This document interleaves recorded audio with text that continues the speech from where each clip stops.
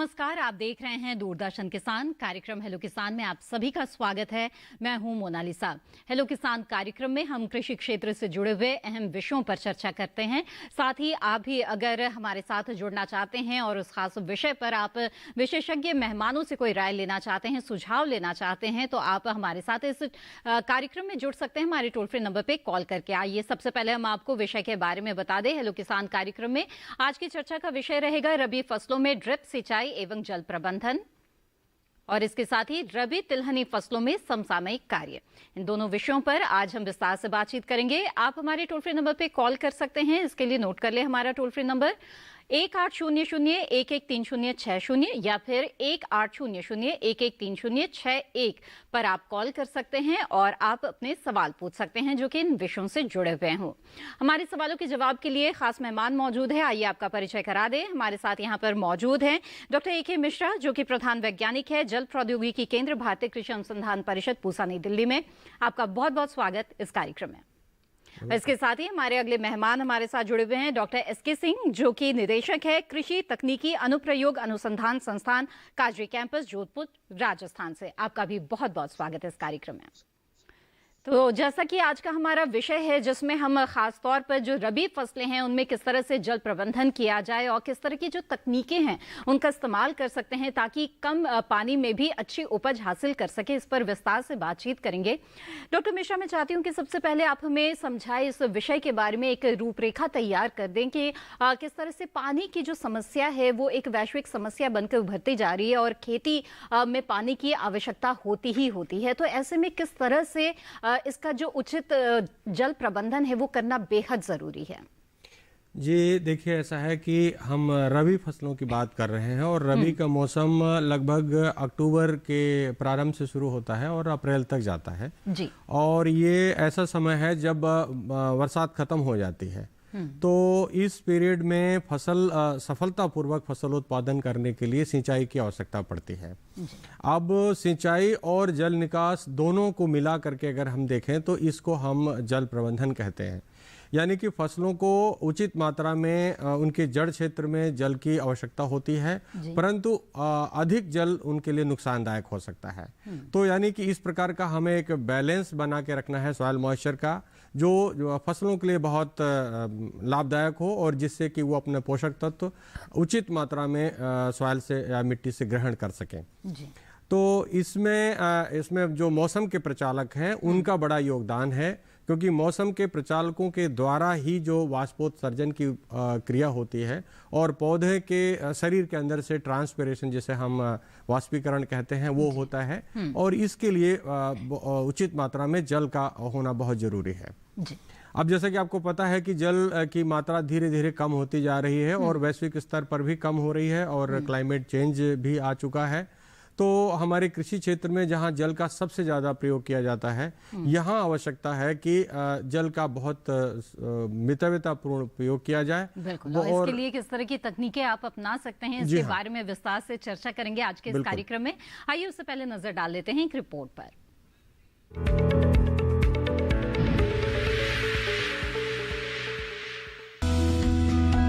आर्थिक उन्नति में कृषि का बहुमूल्य योगदान है, लेकिन जब पानी ही नहीं होगा तो खेती कैसे होगी। इस समय खेतों में रबी की फसलें लगी हैं और फसलों के लिए जल अमृत समान है। ऐसे में जरूरी है कि हम मौजूद पानी का उपयोग काफी सोच समझ कर करें। किसान खेतों में ऐसी तकनीकों का इस्तेमाल करें जिसमें कम पानी में सिंचाई की जा सके। खासकर पानी की कमी से प्रभावित इलाकों में उचित प्रबंध द्वारा पानी की उपलब्धता, गुणवत्ता और प्रचुरता की ओर विशेष ध्यान देने की आवश्यकता है। हमें जल की बूंद बूंद का सदुपयोग करना होगा और भूजल पुनर्भरण की ओर सक्रिय प्रयास करने होंगे।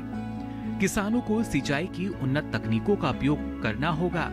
ऐसी तकनीकें जिसमें कम पानी से ही सिंचाई कर ली जाए।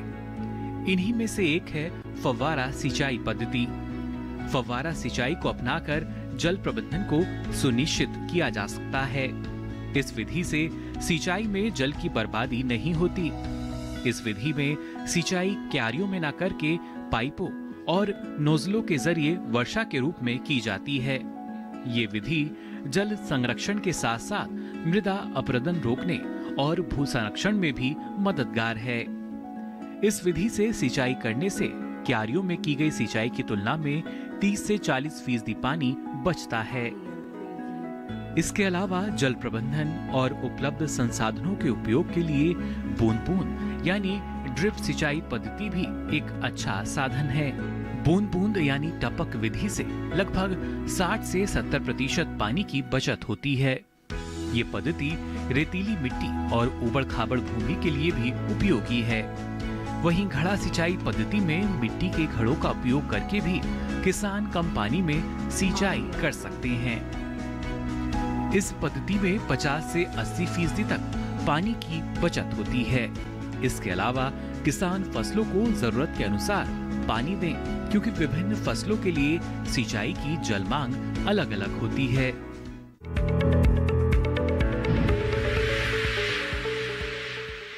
जी हाँ, तो ये रिपोर्ट आपने देखी और अब आगे बढ़ते हैं और बात करते हैं रबी तिलहनी फसलों की। और इसके लिए मैं चाहूंगी डॉक्टर सिंह का रुख करना। डॉक्टर सिंह, हमें बताएं कि रबी तिलहनी फसलों की जब बात करते हैं तो प्रमुख फसल है सरसों। तो किस तरह से इस समय इस मौसम में जो है फसल में किस तरह के समसामयिक कार्यों की आवश्यकता होती है? देखिए, सरसों जो है ये हमारी तिलहनी फसलों की बहुत ही प्रमुख फसल है। जी। अगर हम बात करते हैं तो खरीफ में सोयाबीन और पाम आयल पाम के बाद जो है तीसरे नंबर पर आती है और पूरे दुनिया में भी तीसरे नंबर पर सरसों की खेती होती है। और विशेष करके राजस्थान स्टेट में सबसे ज्यादा क्षेत्रफल है, लगभग 28 लाख हेक्टेयर, माने 2.8 मिलियन हेक्टेयर क्षेत्रफल है। तो मैं इसको इसलिए हाईलाइट करना चाहता हूं कि यहाँ पर लगभग 70% एरिया में संरक्षित जो नमी होती है, कंजर्वेशन मॉइस्चर जो होता है खरीफ का, जैसा इन्होंने बताया कि अक्टूबर में बरसात खत्म हो जाती है, उसी कंजर्व मॉइस्चर में ही किसान भाई यहाँ पर सरसों की खेती करते हैं। तो सबसे बड़ी बात आती है कि इस समय चूंकि पानी का अभाव है तो सरसों में उनकी उत्पादकता और ज्यादा से ज्यादा उनमें फलियां बने, फलियों में दाना बने, उसको अच्छा बनाने के लिए हम 2% जो यूरिया है उसका एक फोलियर स्प्रे माने पर्णी छिड़काव हम लोग संस्तुत करते हैं, जहां पर कि असिंचित दशा में खेती की गई है। क्योंकि असिंचित दशा में जो टॉप ड्रेसिंग की बात आती है यूरिया की, वो नहीं हो पाती है, वो सिंचित दशा में होती है। तो एक तो 0.5% का जो है जिंक सल्फेट का फोलियर स्प्रे तथा 2% जो है यूरिया का फोलियर स्प्रे हम जो असिंचित दशा में जो सरसों की खेती की गई है जहां जहां पर जिन राज्यों में, वहां पर किसान भाई इस समय जनवरी के महीने में करना अति आवश्यक है। दूसरा जो समसामयिक कार्य है, क्योंकि देखते हैं आप जनवरी के महीने में विशेष करके पाला पड़ता है, जब पूरी तरह से मौसम साफ होता है, एकदम से हवा एकदम बंद हो जाती है, आकाश में बादल एकदम नाम मात्र के भी नहीं होते हैं। तो कभी कभी रात में 12 बजे 1 बजे करीब इस तरीके से पाला पड़ता है कि जहां पर नमी संरक्षित नहीं होती है, नमी नहीं होती है, पौधे पूरी तरीके से मुरझा जाते हैं। तो एक तो किसान भाइयों को सलाह दी जाती है कि हल्की सी सिंचाई जो है सुनिश्चित जरूर करें जहां पानी के साधन है, और रात में हो सके तो धुआं अगर फसल के चारों तरफ कर दें। थोड़ा व्यवहारिक नहीं है लेकिन ये चूंकि संस्तुत है तो मैं बताना चाहता हूं। और तीसरा जो तेजाब जो गंधक के रूप में आता है उसकी 1 लीटर मात्रा माने 0.1%, 1 लीटर मात्रा 1000 लीटर पानी में अगर घोल बना करके किसान भाई छिड़काव कर देते हैं तो पाले से जो लगभग 70 से 80% तक बचाव जो है संभव हो सकता है। बिल्कुल, तो पाले से इस वक्त फसल को बचाना बहुत जरूरी है और पर्यावरण को ध्यान में रखना है। तो ऐसे में धुआं करने से बचे और इसके अलावा जो सिंचाई है उचित समय पर सिंचाई करें, ये एक अच्छा उपाय है। और गंधक का इस्तेमाल भी कर सकते हैं। इस तरह से पाले से बचाना इस वक्त फसल को जरूरी है। बहरहाल बातचीत को आगे बढ़ाएंगे, लेकिन आइए उससे पहले नजर डाल लेते हैं एक रिपोर्ट पर।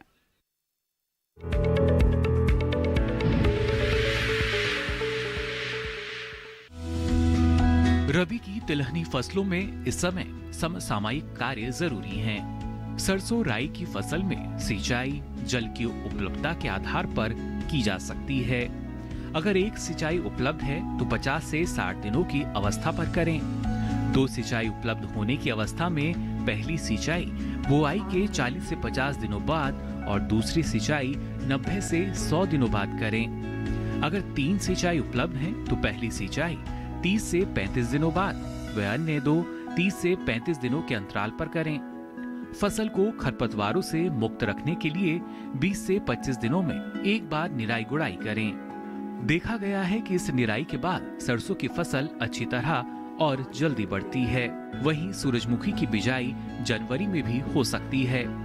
दिसंबर में बोई गई फसल में नाइट्रोजन की दूसरी व अंतिम किश्त एक बोरा यूरिया 20 दिनों बाद गुड़ाई करके खरपतवार निकाल दें। वहीं अलसी की फसल में अल्टरनेरिया पत्ती धब्बा रोग में पत्तियों की ऊपरी सतह पर गहरे कत्थई रंग के धब्बे बनते हैं, जो गोल छल्ले के रूप में पत्तियों पर साफ दिखाई देते हैं। ये रोग तने शाखाओं होकर मर जाती हैं।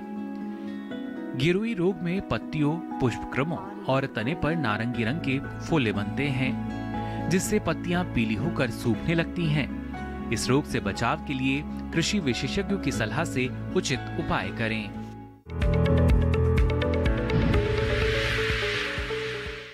इस रिपोर्ट के बाद बातचीत को आगे बढ़ाते हैं और आज हम खासतौर पर रबी फसलों में जल प्रबंधन पर भी बातचीत कर रहे हैं। तो डॉक्टर मिश्रा, मैं आपसे जानना चाहूंगी कि जो किसान है वो किस तरह से ये समझे कि जो फसल है उनकी दरअसल जल मांग है कितनी और कितनी पानी की आवश्यकता है, क्योंकि न तो अत्यधिक पानी देना बेहतर रहेगा, न ही कम पानी से फसल अच्छी होगी। तो जल मांग किस तरह से वो जान सकते हैं?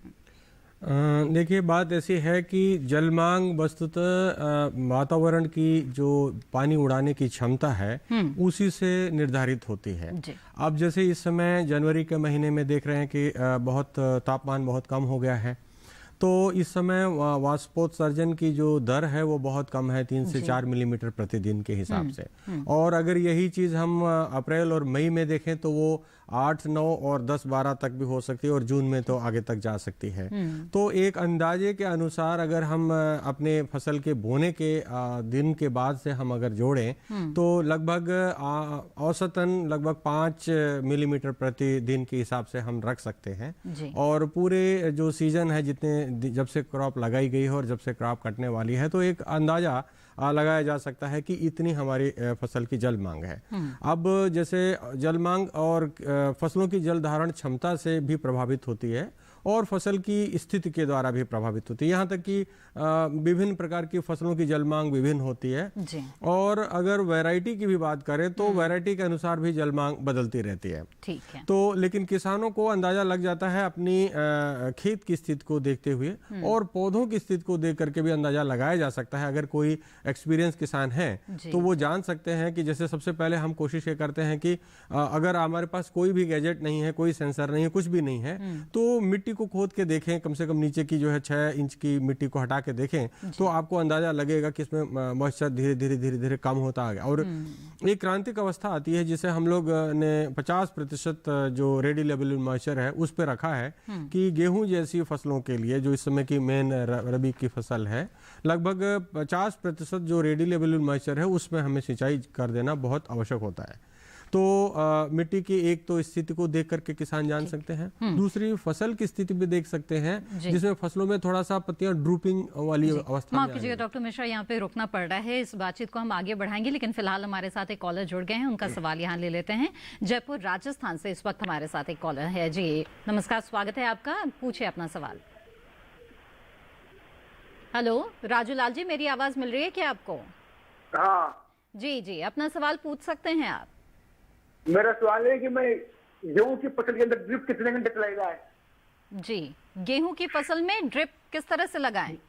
हाँ, कितने घंटे चलाएगा? अच्छा, कितने घंटे चलाएगा? जी देखिए, मैं आपको बताना चाहता हूं कि घंटों में ड्रिप इरिगेशन सिस्टम नहीं चलाया जाता है और इसमें क्या है कि सिंचाई की आवृत्ति बहुत ज़्यादा होती है।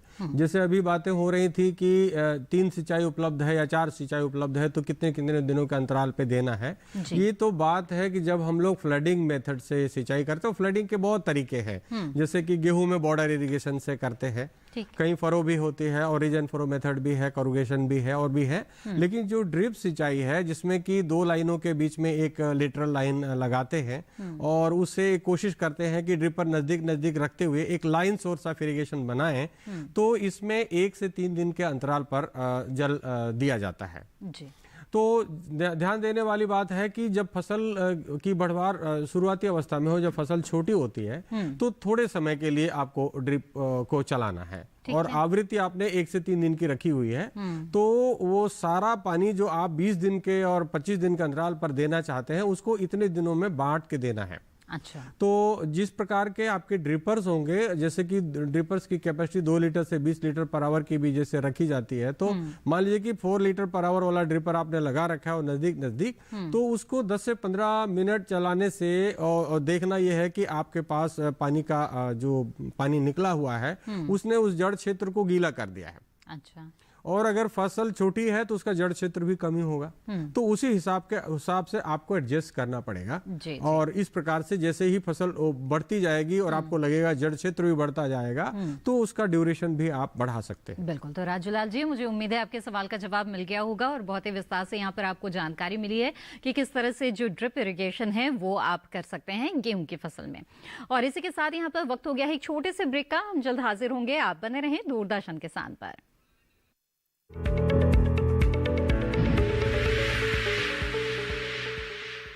अरे भाई, सुना नहीं क्या? केसीसी ने किसानों का जिंदगी बदल दिया है।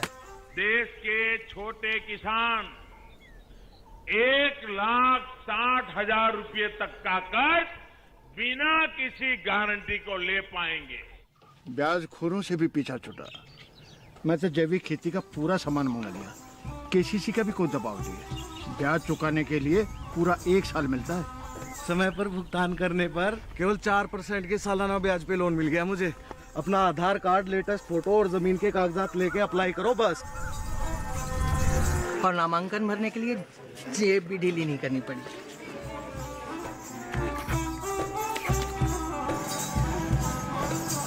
चाचा, उधार चुकाने के 24 घंटे के बाद उतने ही पैसे वापस निकाल सकते हैं। केसीसी ने किसानों की जिंदगी वाकई बदल दी है। तो आप भी किसान क्रेडिट कार्ड अपनाएं और सहजता से ऋण पाएं।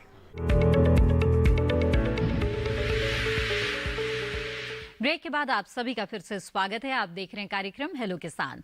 आज इस कार्यक्रम में हम रबी फसलों में ड्रिप सिंचाई और जल प्रबंधन के बारे में बातचीत कर रहे हैं और इसके साथ ही रबी तिलहनी फसलों में किए जाने वाले समसामयिक कार्यों पर भी चर्चा कर रहे हैं। अगर आप इन विषयों से जुड़े हुए सवाल पूछना चाहते हैं और विशेषज्ञ मेहमान से राय लेना चाहते हैं तो आप हमारे टोल फ्री नंबर पर कॉल कर सकते हैं।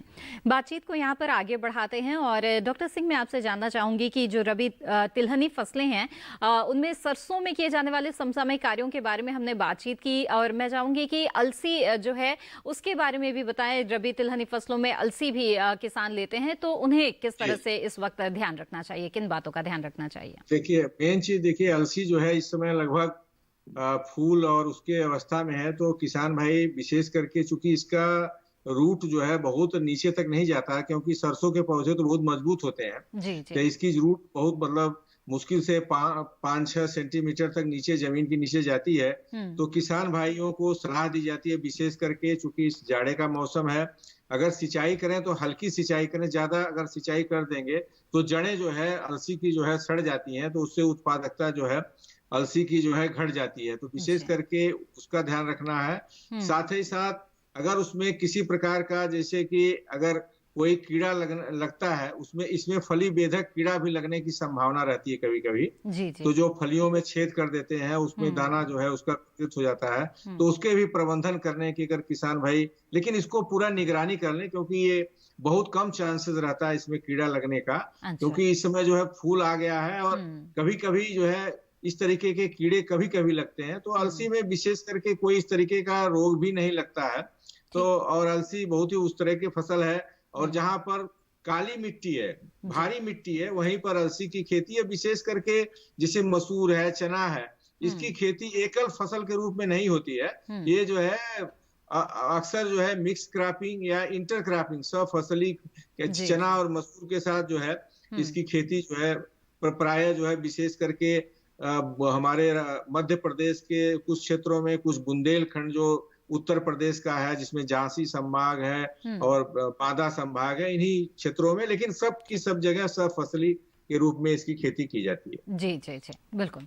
आइए बातचीत को आगे बढ़ाते हुए जल प्रबंधन की भी बात करेंगे, लेकिन इस बीच हमारे साथ एक कॉलर भी जुड़ गए हैं, तो उनका सवाल यहाँ पर हम पहले ले लेते हैं। अपना नाम बताएं और कहाँ से कॉल कर रहे हैं आप? सर हम सीतापुर से कर रहे हैं, जिला सीतापुर। जी जी, उत्तर प्रदेश से। ठीक है जितेंद्र जी, स्वागत है आपका, पूछिए अपना सवाल। ठीक सर। Hello sir. जी जी, अपना सवाल पूछ सकते हैं आप। टीवी की आवाज बंद कर दे जितेंद्र जी, आपसे ये गुजारिश रहेगी। सीधे सीधे फोन लाइन के जरिए बातचीत कीजिए, अपना सवाल पूछिए। जी सर, मुझे ड्रिप सिंचाई की व्यवस्था करनी है, उसके लिए क्या सरकार से कुछ अनुदान मिलेगा? ठीक, आइए जानते हैं। जी डॉक्टर मिश्रा। भाई किसान भाई, ऐसा है कि भारत सरकार की प्रधानमंत्री कृषि सिंचाई योजना के अंतर्गत लघु और सीमांत किसानों को ड्रिप सिंचाई लगवाने के लिए 90% तक सरकारी अनुदान दिया जाता है, और जो साधारण किसान हैं उनको 80% तक, और लगभग 5 हेक्टेयर के क्षेत्रफल पर आपको ड्रिप सिंचाई लगवाने के लिए अनुदान दिया जाता है। और उसके लिए आपको जिला उद्यान अधिकारी या फिर जिला कृषि अधिकारी के कार्यालय में जा कर के वहाँ संपर्क करना होता है, और उनके द्वारा निर्धारित प्रपत्र में अपनी सारी जानकारी देनी होती है, अपने विभिन्न तरीके के कागजात दिखाने होते हैं। और उसके बाद जब आपका नंबर आता है, यानी कि उन्होंने वहाँ first come first service basis पर देने की व्यवस्था की है, तो वहाँ से आप अनुदान भी प्राप्त कर सकते हैं, और साथ में उनके द्वारा जो संस्तुत किए गए जो ड्रिप इरिगेशन मैन्युफैक्चरर और सप्लायर हैं, उनके द्वारा आपके खेत पर पूरी तरीके से लगा करके सिस्टम दिया जाता है। जी बिल्कुल जितेंद्र जी, मुझे उम्मीद है कि आपके सवाल का जवाब मिल गया होगा। डॉक्टर मिश्रा, मैं इसके बारे में आगे और भी विस्तार से जानना चाहूंगी कि अनुदान मिल जाने के बाद किस तरह से जो मैन्युफैक्चरर है उनसे क्या खुद ही किसान को संपर्क करना होता है, और किस तरह से ये जो ड्रिप की जो व्यवस्था है खेतों में वो की जाती है? देखिए, ड्रिप इरिगेशन सिस्टम जो है डिजाइन किया जाता है, और उसमें कई तरीके के कंपोनेंट शामिल होते हैं।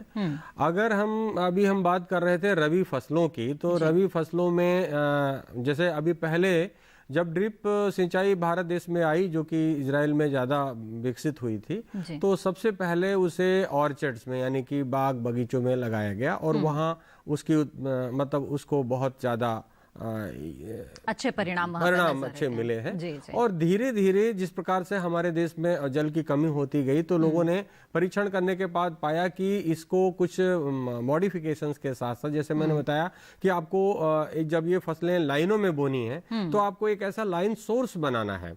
तो इस में जो लेटरल लाइन होती है, जो कि तीसरी कड़ी है पानी के देने की पौधों तक पहुंचाने की, उसमें इन लाइन और ऑनलाइन ड्रिपर्स, 2 तरीके के ड्रिपर्स लगाए गए, और बहुत सारे प्रयास करने के बाद ये देखा गया कि हाँ, ये पॉसिबल है कि जो फसलें लाइनों में बोई जाती हैं उनमें ड्रिप इरिगेशन सिस्टम सफलतापूर्वक लगाया जा सकता है। तो उसके लिए जो डिजाइन के प्रचालक है, मानक है, उसके आधार पर ड्रिप सिस्टम बनाया जाता है और लगाया जाता है। जैसे कि आपके पास एक जल का एक स्रोत होना बहुत आवश्यक है। मेरा ख्याल है एक टैंक हर किसान को अपने खेत में बनाना पड़ेगा, जिसमें कि वो चाहे ट्यूबवेल से या नहर का पानी, जो भी पानी हो वो भरे, और उसके बाद पंप करके पानी को पहले बहुत तरीके के छन्नक से गुजारा जाता है, यानी पानी बहुत साफ सुथरा होना चाहिए, किसी प्रकार की उसमें कोई अशुद्धि नहीं होनी चाहिए, वरना कि ड्रिप लाइन को चोक कर देगा। और फिर मेन लाइन, सब मेन लाइन, लेटरल लाइन, और उसके बाद फिर ड्रिपर, यहाँ का नंबर आता है, और तमाम तरीके के प्रेशर रेगुलेटिंग वाल्व होते हैं, और लाइन के आखिर में एक वाल्व होता है जो आपको पानी बंद कर देता है। यहाँ तक कि प्रेशर रिलीज वाल्व की भी आवश्यकता पड़ती है, कई बार लाइन का प्रेशर बढ़ जाता है। और ड्रिप इरिगेशन में लगभग हम 25 PSI यानी कि पाउंड पर स्क्वायर इंच इसको कहते हैं, या फिर 1.07 kg पर सेंटीमीटर स्क्वायर के प्रेशर पर हम पानी देते हैं। अच्छा। यानी कि दबाव युक्त सिंचाई है ये, जिसपे हम पंप के द्वारा दबाव पैदा करते हैं और दूर दूर तक पानी ले जाते हैं। तो इसमें फिर खेतों को लेवल करने की आवश्यकता कम हो जाती है। जैसे पहले बहुत कुछ चला था लेजर लेवलिंग, तो उबड़ खाबड़ जगहों में, बैरन लैंड्स में भी और सब जगह जो है अब आप पाइपों के द्वारा पानी पहुंचा सकते हैं। और बूंद बूंद पानी तो आप समझते हैं कि कितनी बचत होती है, लगभग 90% की दक्षतापूर्ण सिंचाई आप। बिल्कुल, और उपज भी जो है वो बहुत ही अच्छी है, उपज में भी लगभग 40 से 45% की बढ़ोतरी, यहाँ कई फसलों में कई और गुना बढ़ोतरी जो है दर्ज की गई है। जी बिल्कुल, तो ऐसे में पानी की बचत करते हुए अच्छी उपज हासिल करना चाहते हैं तो आप जो टपक सिंचाई विधि है उसे अपना सकते हैं। और बातचीत को यहाँ पर आगे बढ़ाते हैं और डॉक्टर सिंह, मैं आपसे जानना चाहूंगी कि सरसों और अलसी की जो फसलें हैं उनकी हम बात कर रहे हैं और समसामयिक कार्यों की बात कर रहे हैं, तो खरपतवार नियंत्रण जो है वो इस समय कितनी आवश्यकता हो जाती है करने की और किस तरह से किसानों को करना चाहिए, क्या सुझाव देंगे आप? देखिए, इस समय विशेष करके चाहे सरसों है चाहे अलसी है, सरसों तो प्रमुख फसल है जी। और इसके पौधे आपको पता है कि 5.5 से 6 फीट तक आसानी से होते हैं, उससे भी बड़े हो सकते हैं जी। तो इस समय कोई भी खरपतवार ऐसा नहीं है जो हमारी सरसों की फसल से प्रतियोगिता कर रहा हो। सभी खरपतवार नीचे दब गए हैं और सभी सरसों की फसल 5.5-6 फुट ऊपर आ गई है। तो इस प्रकार इस समय किसान को ऐसा कोई सलाह नहीं दी जाती है कि खरपतवार से संबंधित उनको किसी प्रकार की प्रक्रिया करनी पड़े। लेकिन एक विशेष करके देखिए, जो समसामयिक की बात आती है, तो जैसे कि एक तो सिंचाई की भी बात आती है। जैसे हमारी जो लेट में सरसों बोई गई है, नवंबर में बोई गई है, तो अगर किसान भाई उसमें जैसा जमीन है, अगर हल्की दोमट मिट्टी है, बलवी दोमट मिट्टी है, तो उसमें 2-3 सिंचाई करें। और जब सिंचाई करते हैं, अगर मान लीजिए दूसरी सिंचाई कर रहे हैं, तो जो हम उर्वरक की जो हम मात्रा बताते हैं शुरू में कि भाई 60 किलो नाइट्रोजन, 40 किलो फास्फोरस और 20 किलो गंधक की मात्रा प्रति हेक्टेयर प्रयोग करना चाहिए।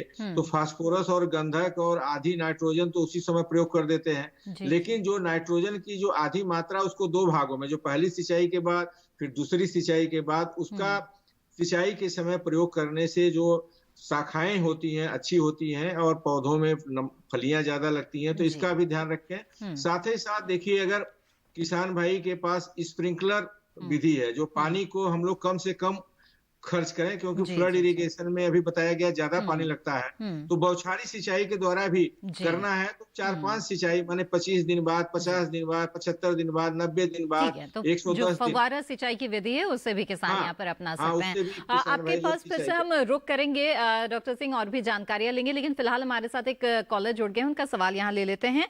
राहुल शर्मा जी इस वक्त दौसा राजस्थान से हमारे साथ जुड़ रहे हैं। जी राहुल जी, स्वागत है आपका, पूछिए अपना सवाल। नमस्ते मैडम। जी नमस्कार जी राहुल जी।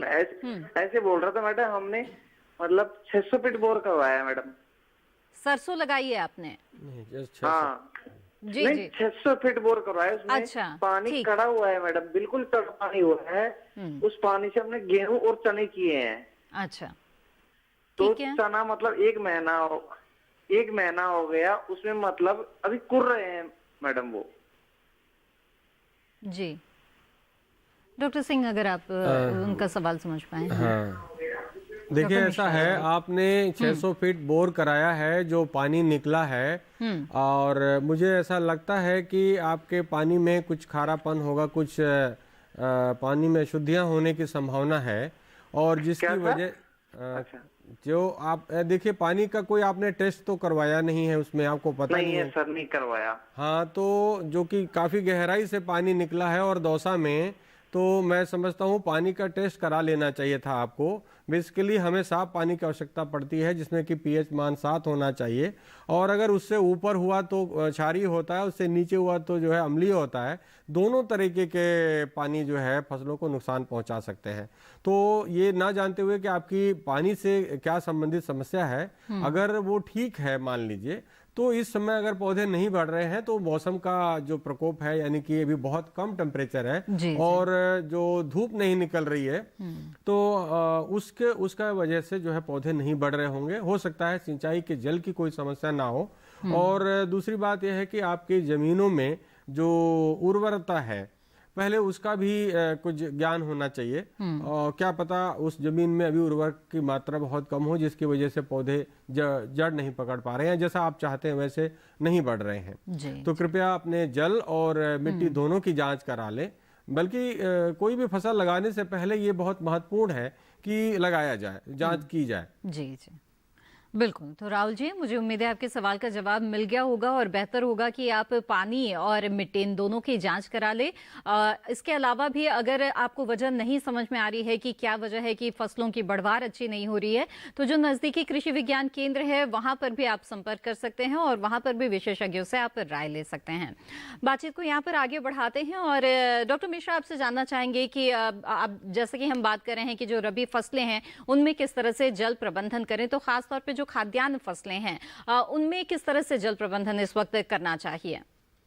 जी हाँ, इस समय उत्तर भारत में और बल्कि पूरे देश में मैं कहूँगा कि रबी में गेहूं की फसल जो है सबसे मुख्य खाद्यान्न फसल है। जी। और कुछ लोग रबी में मक्का भी लगाते हैं और बाद में फिर जौ और बाजरा। तो इनमें जौ और बाजरा और जई जो है फॉडर के लिए लगाते हैं।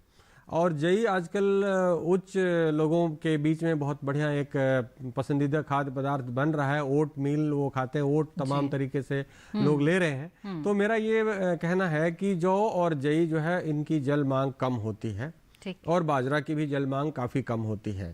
तो और गेहूं में लगभग 400 मिलीमीटर से लेकर 450 मिलीमीटर स्थान के अनुसार और मिट्टी की भिन्नता के अनुसार जल की मांग है पूरे सीजन भर में। और इसको लगभग जैसा कि अभी यहाँ पे दिखाया जा रहा था और लोगों ने, किसानों ने देखा भी होगा कि 4 से 5 सिंचाई गेहूं में संस्तुत है। लेकिन तब है जब आप फ्लडिंग इरिगेशन करते हैं, जैसे उसके गेहूं में हम लोग बॉर्डर इरिगेशन ज्यादा प्रेफर करते हैं। चौड़ी चौड़ी बॉर्डर्स बना लेते हैं, लगभग 2.5 मीटर की, 2 मीटर की, और लंबी बॉर्डर करीब 20 मीटर की या 25 मीटर की रखते हैं। तो उसमें नाली से पानी देते हैं। परंतु जब हम ड्रिप की बात करते हैं तो जैसा मैंने अभी बताया था किसान को कि लगभग सिंचाई की आवृत्ति 1 से 3 दिन रखते हैं। और जिस प्रकार की फसल की स्थिति होती है उसकी मतलब एक तरीके से बढ़वार की अवस्था को ध्यान में रखते हुए और बढ़ते सिंचाई थोड़ी सी वेरिएबल स्थिति में है, हम उसको फिक्स सिंचाई देने की संस्तुति नहीं करते। तो जो मोटे तौर पर होता है उसके बारे में हम यहाँ पर बातचीत कर रहे हैं। और यहाँ पर डॉक्टर सिंह का भी मैं रुख करना चाहूंगी। डॉक्टर सिंह, आपसे भी जानना चाहूंगी मैं कि सरसों की जो फसल है आमतौर पर इस वक्त हो सकता है कि बहुत ज्यादा रोगों का प्रकोप न हो, लेकिन फिर भी किसानों को किन रोगों के प्रति सचेत रहना चाहिए, सतर्क रहना चाहिए? देखिए, मैं 2 चीजें यहाँ पर बताना चाहता हूँ, विशेष करके जो व्यवहारिक है। हमारी जो सरसों की फसल है विशेष करके राजस्थान में बोई जाती है और सुरक्षित नमी में बोई जाती है। और 2 चीज मैं यहाँ बताना चाहता हूँ, क्योंकि 2 प्रजातियां ऐसी हैं। एक central soil sanitary research institute Karnal में है।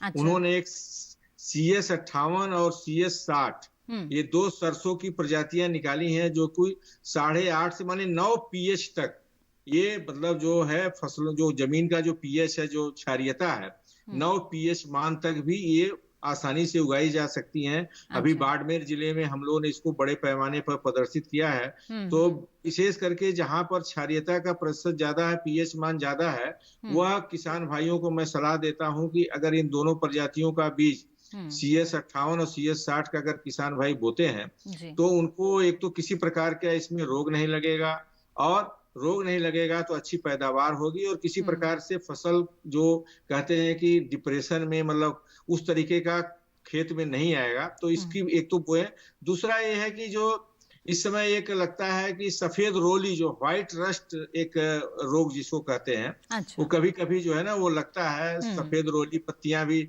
वो हो जाती हैं और धीरे धीरे मतलब उसका प्रभाव बिल्कुल पड़ता है, जिससे कि नंबर ऑफ जो फलियां हैं वो धीरे धीरे कम हो जाती हैं। जो क्योंकि इसमें देखिए शाखाएं होती हैं, ये जिसे हमारी गेहूं है उसमें टेलरिंग होती है, लेकिन इसमें ब्रांचेज होती है। तिलहनी जितना ही ज्यादा ब्रांचेज होगी उतना ही ज्यादा इसका उत्पादन, इसमें नंबर ऑफ फलियां बढ़ेंगी। तो इस प्रकार से व्हाइट रस्ट डिजीज के बचाव के लिए एक मेटा ऑक्सिल दवा आती है, जिसकी 1.5 लीटर मात्रा जो है 750 लीटर पानी में मिलाकर अगर किसान भाई जो है सफेद पत्तियों पर जो है धब्बे दिखाई देने लगे, तो इसका जो है किसान भाई अगर वो कर लेते हैं। दूसरी जो सबसे बड़ी बात होती है कि सरसों में अगर हम समय से बुआई कर लेते हैं, माने अक्टूबर के लास्ट तक बुआई कर लेते हैं, तो जो सबसे प्रमुख इसका जो कीट है वो है माहू कीट है। ठीक है, जिसको कि माहू एफिड्स कहते हैं। सबसे ज्यादा अगर अरहर में कोई चीज प्रभावित होती है तो 2 चीजों से होती है सरसों में पहला एक तो ये है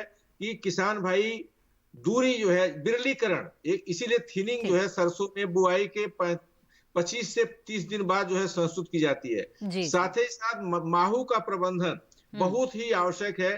जैसे ही इस समय जैसे देर में बोई हुई फसल होगी तो माहू का प्रकोप होगा, पूरा का पूरा वो रस चूसक है, माने सकिंग पेस्ट का काम करती है। तो सकिंग पेस्ट के लिए चूंकि देखिए मधुमक्खी को बहुत ज्यादा बढ़ावा दिया जाता है क्योंकि यह परपरागित फसल है। अगर हम मधुमक्खियों को ज्यादा से ज्यादा सरसों के तरफ अट्रैक्ट करेंगे तो कम से कम 15 से 20% उत्पादकता सरसों की बढ़ जाती है और हमको मधु जो शहद है वो भी हमको ज्यादा प्राप्त हो जाती है। तो इस प्रकार से हमको इस तरीके के दवा का प्रयोग करना है जो मधुमक्खियों के लिए घातक न हो। इसलिए बल्कि इससे जो किसान है उसकी आमदनी भी अतिरिक्त हो जाती है, तो वो सरसों की फसल के साथ साथ मधुमक्खी पालन भी कर सकते हैं। बहरहाल इसी तरह से हमारी चर्चा यहाँ पर जारी रहेगी। आप भी अपने सवालों के साथ हमारे साथ इस कार्यक्रम में जुड़ते रहें, लेकिन फिलहाल वक्त हो गया है एक और छोटे से ब्रेक का। हम जल्द हाजिर होंगे। आप बने रहें दूरदर्शन किसान पर।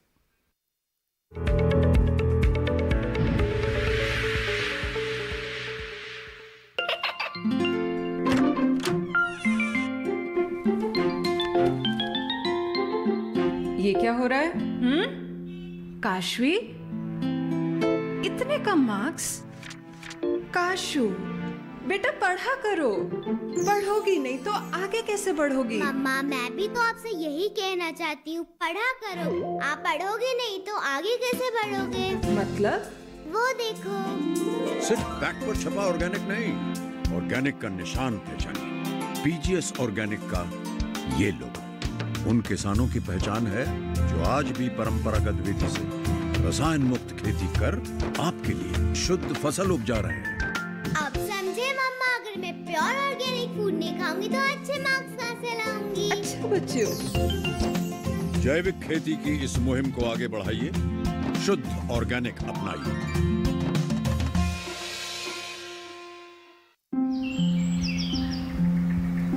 अरे अरे अरे क्या कर रहा है? इधर इधर इधर, हम बोल रहे हैं तेरे बीजू का। पुतला बोल रहा है? हाँ, पक्षियों से तो हम खेत को बचा लेते हैं, पर इन घातक रसायनों से कैसे बचाएं? मतलब? देख बेटा, तू जो ये अंधाधुंध रसायन मिलाता है ना, मिट्टी की सेहत बिगड़ने लगी है। और जब माटी ही कमजोर पड़ जाएगी तो उपज कैसे सेहतमंद होगी? अरे पहले ऐसा नहीं था। पूछना अपने बड़े बुजुर्गों से, कैसे फसल लहलहाती थी, शुद्धता झलकती थी। हाँ, माटी भी तंदुरुस्त और लोग भी। पहली वाली बात कहाँ? पर अब तो सब यही डाले हैं। सब नहीं, आज भी लाखों जागरूक किसान परंपरागत विधि से फसल उगा रहे हैं। खर्चा कम और उपज की कीमत भी बेहतर पा रहे हैं। ठीक है भाई, मैं भी आज से जैविक खेती शुरू करूंगा। माटी से प्रेम की परंपरा है परंपरागत खेती।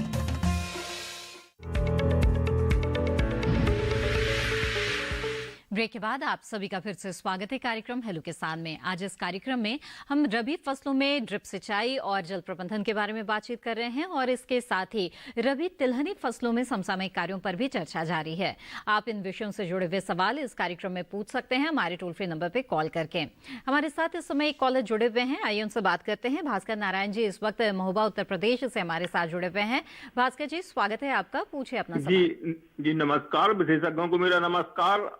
जी नमस्कार जी मैडम, ये जानना चाहते हैं कि जो ड्रिप सिंचाई है इसके लिए सरकार की तरफ से कितना अनुदान है, कितनी सब्सिडी इसमें मिलती है और ये सब्सिडी कितने दिनों में किसानों के खातों में आ जाती है? क्योंकि हमारे यहाँ बुंदेलखंड में ये सिंचाई ड्रिप सिंचाई जो है वरदान साबित होगी। पानी की कमी है, इसको अपनाना चाहते हैं लोग बाग, लेकिन ये कुछ समस्याएं हैं इसमें। इनका समाधान अगर विशेषज्ञ लोग आप लोग वहां से करेंगे तो ये किसानों के लिए उपयोग करेंगे, ये हितकारी होगी उनके लिए। बिल्कुल बिल्कुल, बहुत ही उचित सवाल आपने पूछा है। और ये एक जानकारी और, इस ड्रिप सिंचाई से तरबूज खरबूज की खेती की जा सकती है क्या?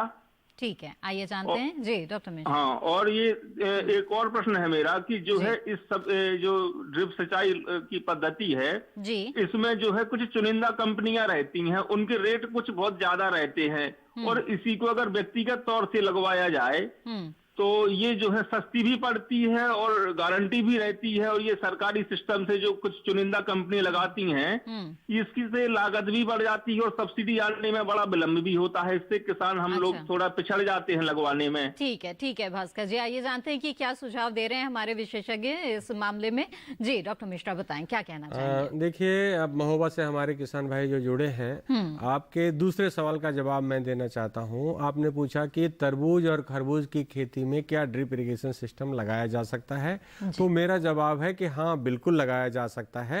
और चूंकि इसमें तरबूज और खरबूज की जो बेल होगी वो काफी दूरी पर होगी, तो मैं समझता हूँ कि उसमें नंबर ऑफ ड्रिपर्स की कम एमिटर्स की जरूरत कम होगी और कॉस्ट भी कम रहेगी इसके अंदर। पहले तो इस सवाल का जवाब। दूसरा ये है कि आपने ये पूछा कि सरकार से कितना अनुदान मिलता है, तो मेरा ख्याल अगर आप प्रोग्राम देख रहे हैं शुरू से, तो मैंने एक किसान को अनुदान के बारे में अभी बताया था। मैं आपके लिए दोबारा बता देता हूं कि लघु और सीमांत किसानों को लगभग 90% की सब्सिडी है और साधारण किसान को 80% की सब्सिडी है। और इसमें आप किसान भाई को ये नहीं जानना है जैसे कि केंद्र सरकार कितनी दे रही है और स्टेट गवर्नमेंट कितनी दे रही है, कुल मिला करके मैं बता रहा हूं आपको कि लघु और सीमांत किसानों को 90% तक सब्सिडी है। अब जो सरकारी व्यवस्था है उसमें उन्होंने एक व्यवस्था पूरी बनाई हुई है, और ऐसे जो रिनाउंड कंपनीज हैं जिनका ब्रांड है, एस्टेब्लिश्ड है, जैसे कि भारत देश में ड्रिप में बात करें तो जैन इरिगेशन सबसे ऊपर में टॉप में है, भारतीय कंपनी है, और विदेशी कंपनी कोई नेटाफिम है या फिनोलेक्स है या और कहीं कंपनी का नाम अभी हम मैं नहीं बताना, मैं बताना चाह रहा था इनको, जैसे इन्होंने ये कहा तो उनके दाम ज्यादा होंगे तो उसके अलग स्थितियां हैं, लेकिन जो है उन्होंने सरकार ने किसके साथ अपना अनुबंध किया है ये उनके ऊपर डिपेंड करता है। और अगर सरकार सब्सिडी दे रही है तो उनके व्यवस्था के अनुसार आपको आगे बढ़ना है। अगर आपने तीसरा सवाल जो आपने ये कहा था कि अगर हम लोकल मार्केट से लगवाते हैं या कुछ भी अपना बनाने की कोशिश करते हैं, डिजाइन करते हैं, तो हम सस्ते में कर सकते हैं। हाँ बिल्कुल, लेकिन अब हो सकता है, अभी ऐसा मैंने देखा नहीं है कि कोई किसान या कोई उससे थोड़ा ज्यादा पढ़ा लिखा एग्रीकल्चर ग्रेजुएट या इंजीनियर ही अपना पूरा का पूरा सिस्टम लगा सकता हो, क्योंकि इसमें बहुत तरीके की छोटे छोटे बहुत चीजें लगती हैं। जैसे मैंने पहले भी बताया होगा इसका। हाँ, जो भी बताया था उसमें विभिन्न प्रकार के पाइप लगते हैं और पाइपों में जो दबाव होता है उस दबाव को सहन करने की क्षमता होनी चाहिए, उसके मटेरियल की जो है गुणवत्ता होनी चाहिए, फिर आपको आगे उसको चलाना है, मतलब उसकी उम्र भी जो है सिस्टम की 8 से 10 साल तक होनी चाहिए, कम से कम होती है।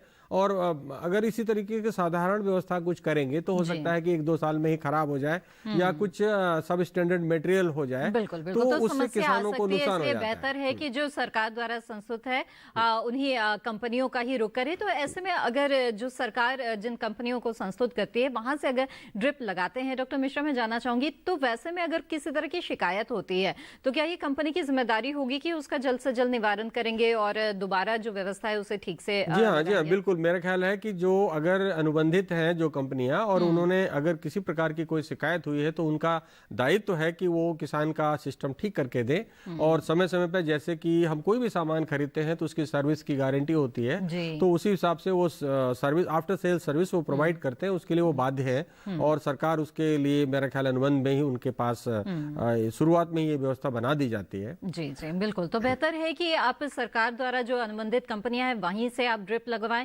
क्योंकि वैसे में भी खर्च का मात्र 10% के आसपास ही आपको वहन करना है, और इसके साथ साथ आपको एक गारंटी भी मिल जाती है। अगर किसी तरह की समस्या आती है तो आप वहां पे दोबारा संपर्क कर सकते हैं, शिकायत कर सकते हैं और आपकी समस्या का निवारण भी हो जाएगा।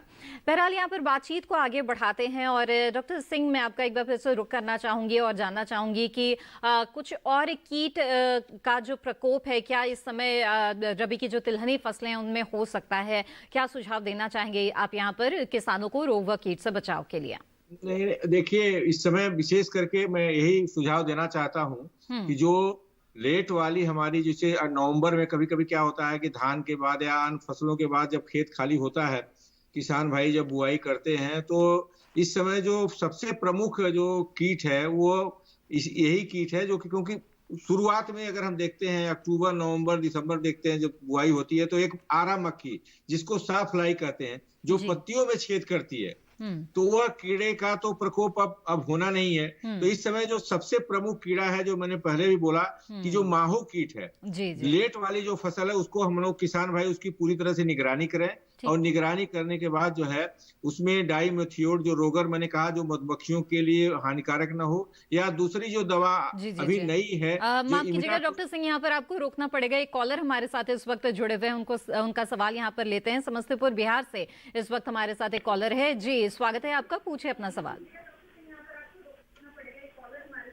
हेलो, क्या आप मुझे सुन पा रहे हैं? कृपया टीवी की आवाज बंद कर दीजिए निशांत जी, और सीधे सीधे फोन लाइन के जरिए हमसे बातचीत करें। जी सर, जी मैम। जी निशांत जी, टीवी की आवाज बंद कर दीजिए, बातचीत में देरी होगी इससे। अपना सवाल पूछिए निशांत जी। मैम, अभी गेहूं का फसल किया हूं, उसके बारे में जानकारी चाहिए। क्या जानना चाहते हैं इसके बारे में? मैम, एक तो कीट पतंग है जो कि वो नुकसान पहुंचा रहा है, प्लस नीलगाय से भी पतंग आ रहे हैं। कोई ऐसा दवाई हो ताकि नीलगाय से नुकसान बचाया जा सके? जी निशांत जी, अगर आप आज का हमारा कार्यक्रम देख रहे होंगे तो आज का जो हमारा विषय है वो रबी की जो तिलहनी फसलें हैं उनमें समसामयिक कार्यों के बारे में चर्चा कर रहे हैं, और इसके अलावा जल प्रबंधन के बारे में बातचीत कर रहे हैं। तो गेहूं की फसल ली है आपने, और इसके जल प्रबंधन के बारे में तो यहाँ पर सुझाव मिला है, डॉक्टर मिश्रा ने हमें दिया है। अगर इसके बारे में और कुछ जानना चाहते हैं तो बताएं।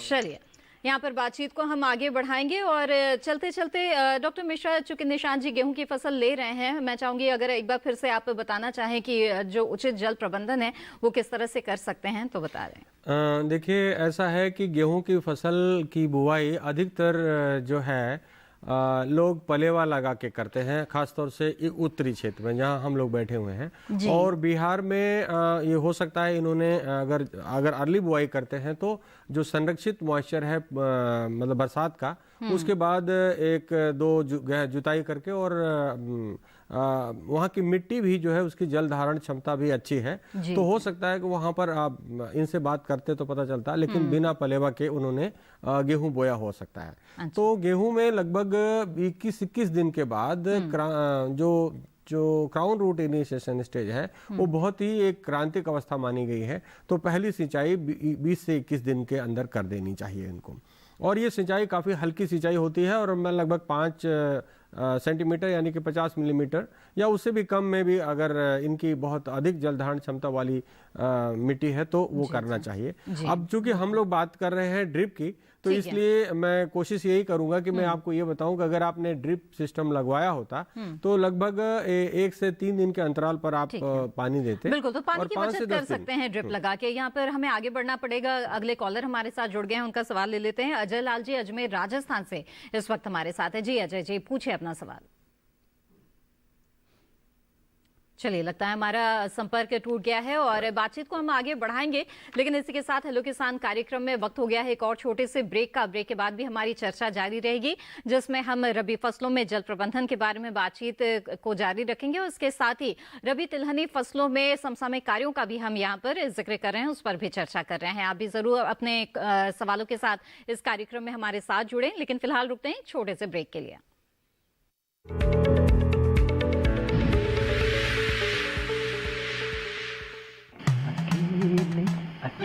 अरे वाह भैया, अकेले अकेले। अरे तू भी ले, पर खाएगा कैसे? मैं ऑर्गेनिक खेती की बात कर रहा रे बेटे। अकेले अकेले खेती कब तक करेगा? मतलब गांव में 20-25 किसानों का समूह बना के पंजीकरण करवा ले, फिर सरकारी ट्रेनिंग भी मिलेगी और मुफ्त जैविक बीज खाद भी। फिर बीजीएस ऑर्गेनिक की सरकारी मोहर के साथ तेरी उपज आकर्षक पैक में पहुंचेगी बड़े बाजार तक। अच्छा? हाँ। अरे भाई, कहाँ चल दिया? सबको साथ लाने, आमदनी बढ़ाने।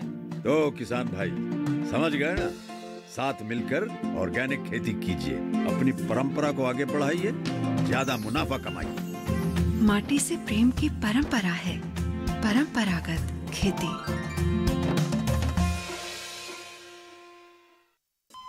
अरे सुन तो।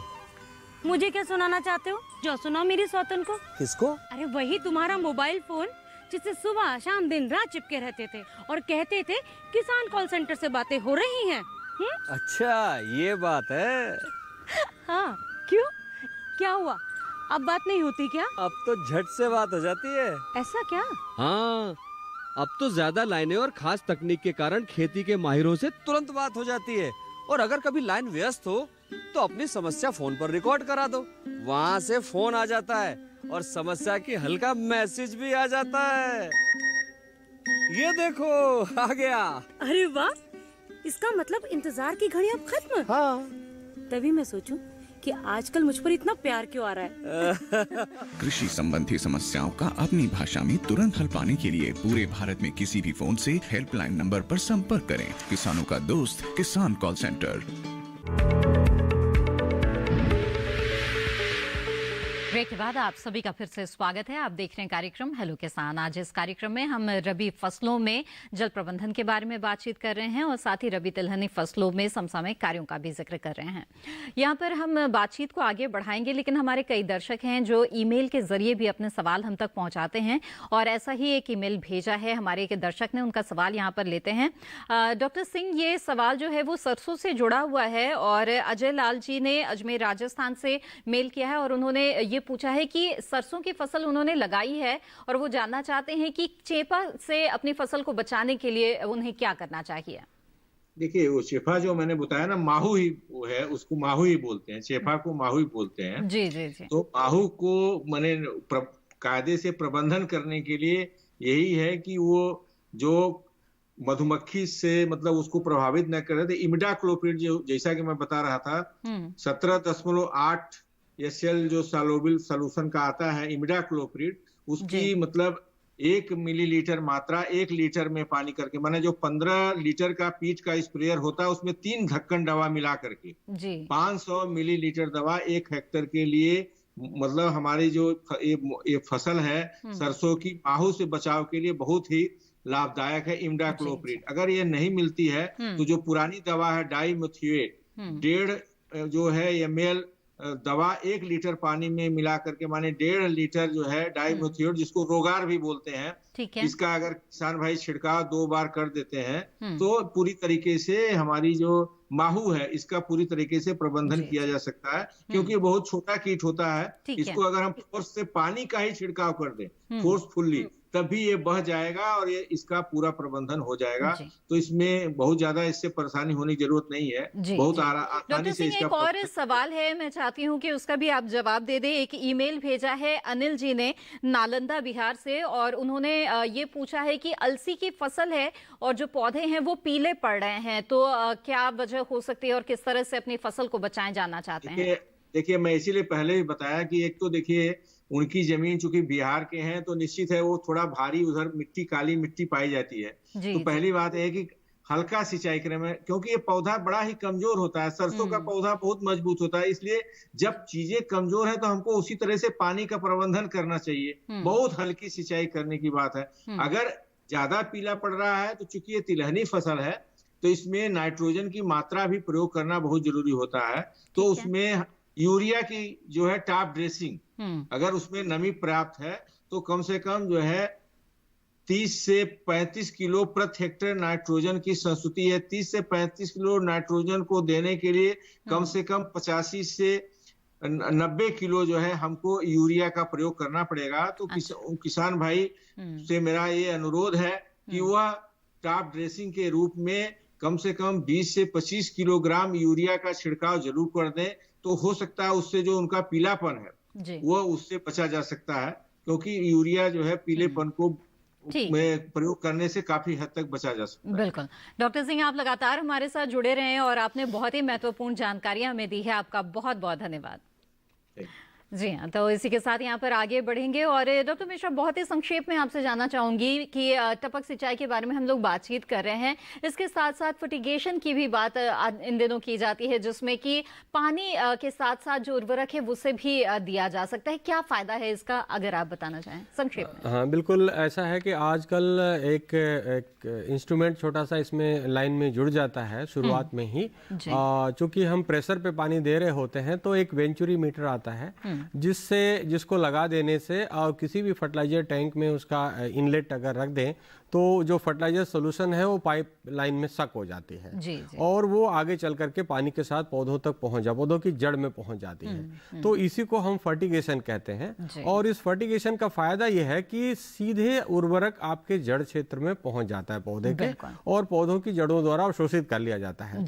पहले जब हम तो अच्छी उपज, अच्छी उत्पादकता हासिल करने के लिए जरूरी है कि पानी और उर्वरक दोनों का बहुत ही उचित तरीके से आप इस्तेमाल करें, और ये एक बेहतर तरीका है। डॉक्टर मिश्रा, आपने बहुत ही अहम जानकारियां हमें दी है इस कार्यक्रम में, आपका बहुत बहुत शुक्रिया। बहुत धन्यवाद, बहुत धन्यवाद। तो आज आपने विस्तार से जाना कि किस तरह से जो रबी तिलहन की फसल है उसमें समसामयिक कार्य करने की आवश्यकता है, और खासतौर पर रबी फसलों में जल प्रबंधन बेहतर तरीके से आप कैसे कर सकते हैं। आगे बढ़ते हैं और अब आपको हेलो किसान कार्यक्रम के अगले विषय के बारे में बता दें। जी हाँ, सोमवार को प्रसारित होने वाले हेलो किसान कार्यक्रम का विषय रहेगा खाद्य प्रसंस्करण, और इसके साथ ही मसाले फसलों में पाले से बचाव व समसामयिक कार्य। आपको बता दें कि आप अपने सवाल इस बीच में भेज सकते हैं, आप हमें ईमेल कर सकते हैं। हमारा ईमेल आईडी है hellokisan2015@gmail.com। इसके अलावा फेसबुक के जरिए भी आप हमसे जुड़े रह सकते हैं। हमारे फेसबुक पेज पर जाने के लिए आप हिंदी में टाइप करें हेलो किसान। इसके साथ ही हेलो किसान कार्यक्रम का जो पेज है फेसबुक पर वो खुल जाएगा। इससे आपको जानकारी भी मिल जाएगी और आप अपने सवाल भी वहां लिख सकते हैं। इसके अलावा आप दूरदर्शन किसान के कॉल सेंटर नंबर पर भी कॉल कर सकते हैं। हमारा टोल फ्री नंबर है 1800-1130-60। सोमवार से शनिवार सुबह 6 बजे से रात 10 बजे के बीच कॉल करके अपने सवाल दर्ज करा दें। इसी के साथ आज के हेलो किसान कार्यक्रम में बस इतना ही। दीजिए हमें इजाजत और आप बने रहें दूरदर्शन किसान पर। नमस्कार।